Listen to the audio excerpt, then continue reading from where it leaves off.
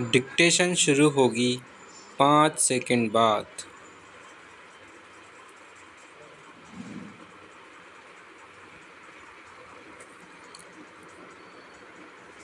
सभापति महोदय, मैं रक्षा मंत्रालय की मांगों का समर्थन करने के लिए खड़ा हुआ हूँ। वर्तमान घटनाओं से पता चलता है कि संसार का हर देश अपनी सुरक्षा के बारे में चिंतित है और उसके लिए हर प्रयत्न कर रहा है। इस दृष्टि से अन्य देशों की तरह हमारे देश में भी रक्षा मंत्रालय का महत्व है। मुझे इस बात की खुशी है कि जहां अन्य मंत्रालयों की उनके पिछले साल के कामों के बारे में काफ़ी आलोचना हुई है, वहां इस मंत्रालय की कम आलोचना हुई है। इससे पता चलता है कि इस मंत्रालय ने पिछले साल अच्छा काम किया है। मोटे तौर पर किसी भी देश की सुरक्षा नीति का लक्ष्य यह होता है कि दूसरे देशों, खास तौर से पड़ोसी देशों के साथ मित्रता के संबंध स्थापित हों और हम एक दूसरे के मामलों में हस्तक्षेप न करें। लेकिन उसके साथ यह भी ज़रूरी होता है कि हम अपने देश की सीमाओं और अखंडता की रक्षा करें।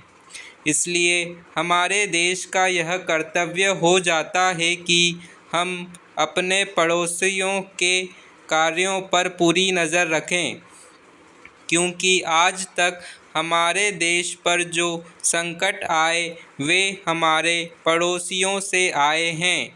1965 में पाकिस्तान के साथ जो लड़ाई हुई और उसके बाद ताशकंद में जो समझौता हुआ, वह सिर्फ कागज़ पर ही रहा। पाकिस्तान ने उस पर कोई अमल नहीं किया। इस दृष्टि से बहुत ज़रूरी है कि हम अपने देश की सुरक्षा की हर तरह से व्यवस्था करें। हमारा उद्देश्य दूसरों पर आक्रमण करना नहीं है, लेकिन यदि हम पर कोई आक्रमण करे तो हम में इतनी शक्ति अवश्य होनी चाहिए कि हम उसका डटकर सामना कर सकें। आप जानते हैं कि पिछले दिनों पाकिस्तान को अमेरिका और चीन से काफ़ी मदद मिली है। रक्षा मंत्रालय की रिपोर्ट में भी कहा गया है कि पिछले साल अमेरिका ने पाकिस्तान को 1500 करोड़ रुपए की फ़ौजी सहायता दी है। आज जहां हम फ़ौजी सामान के लिए अपने कारखानों की मदद से अपनी शक्ति बढ़ाने का प्रयत्न कर रहे हैं, वहां पाकिस्तान संसार के देशों से फ़ौजी सामान खरीद रहा है।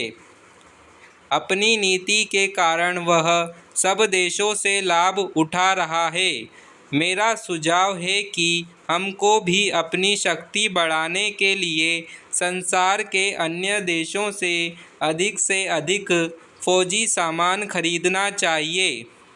आज तिब्बत की सीमा पर चीन की 1.5 लाख फ़ौज खड़ी है। पूर्ण विराम।